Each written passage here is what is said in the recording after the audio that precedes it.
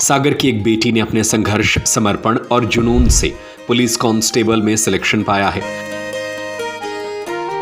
तैयार हो जाइए सागर के सबसे बड़े और सबसे शानदार मेले के लिए। सागर महोत्सव 2026 20 अप्रैल से 31 मई तक पीटीसी ग्राउंड सागर में। वह पिछले 3 साल से अकेले रहकर अथक मेहनत कर रही थी और दिन रात इसी की तैयारी में जुटी थी। सुबह 5 बजे से उठकर घंटों तक फिजिकल की मेहनत और उसके बाद जो समय बचता था वह लाइब्रेरी में बिताती थी। इसके साथ ही अकेले होने की वजह से सारे काम भी खुद ही करने पड़ते थे और जब 3 दिन पहले एमपी पुलिस कांस्टेबल की सूची में अपना नाम देखा तो वह खुशी से उछल पड़ी। सागर की अहमदनगर की रहने वाली 25 वर्षीय सपना खरे के लिए यह सब कुछ इतना आसान नहीं था, क्योंकि महज 10 साल की उम्र में पिता का निधन हो गया था और फिर कुछ समय बाद मां का भी साथ नहीं मिला। बचपन से संघर्षों में पली बढ़ी सपना ने पन्ना जिले के कठवरिया से 12th तक की पढ़ाई की थी और इसके बाद वह सागर आ गई और यहाँ पर अकेले रहकर पहले कॉलेज की पढ़ाई कंप्लीट की और 2023 से उन्होंने सरकारी नौकरी की तैयारी कर दी।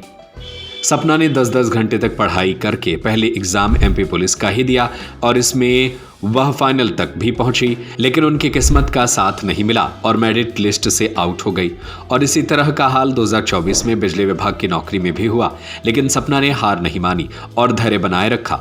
वह पढ़ाई के साथ साथ अपनी तैयारी करती। 2025 में एक बार फिर उन्हें एमपी पुलिस में आवेदन करने का मौका मिला और इसको उन्होंने जाने नहीं दिया। पिछले टर्म की अपेक्षा इस बार और अधिक दमखम से तैयारी की और इस बार उनका वर्दी पहनने का सपना पूरा हो गया। सर, मैं 2023 से स्टार्टिंग से ही तैयारी कर रही हूँ। जो फर्स्ट था 2023 लास्ट ईयर का, उसमें मैं मेरिट आउट हो गई थी और फिर उसके बाद मैंने दोबारा तैयारी की है, जिसमें मेरा फाइनल सिलेक्शन हो गया है। और अभी मैंने ऑनलाइन प्रिपरेशन की हुई है विनर्स इंस्टीट्यूट से और इससे पहले मैंने ऑफलाइन की थी A1 क्लासेस गोपालगंज सागर से। कितने घंटे तक आप तैयारी करती थी? मैं 8 से 10 घंटे तक लाइब्रेरी जाती थी और वहीं पे कंटिन्यू डेडिकेट होकर अच्छी तैयारी करती थी। फिर उसके बाद जो कुछ भी नहीं पढ़ पाती थी लाइब्रेरी में तो घर आके भी पढ़ लेती थी थोड़ा बहुत। ये बताया सोशल मीडिया छोड़ दिया था तो क्या आ रहा है इसका प्रभाव? जी, सोशल मीडिया इस वजह से छोड़ा था कि लोग भी कुछ डिस्टर्ब करते थे, ताने देते थे कि कब होगा तुम्हारा, अभी तक नहीं होगा। और थोड़ा पढ़ाई में भी मन नहीं लगता था, इंस्टा वगैरह में डिस्टर्ब, तो मैं यूज़ नहीं करती थी व्हाट्सअप और इंस्टा। और फिर जब मेरा रिटर्न क्वालिफाई हो गया उसके बाद से इंस्टा भी यूज़ करने लगी और व्हाट्सअप अभी भी यूज़ नहीं कर रही हूँ। जो दूसरे बच्चे तैयारी कर रहे हैं उनके लिए क्या कहना?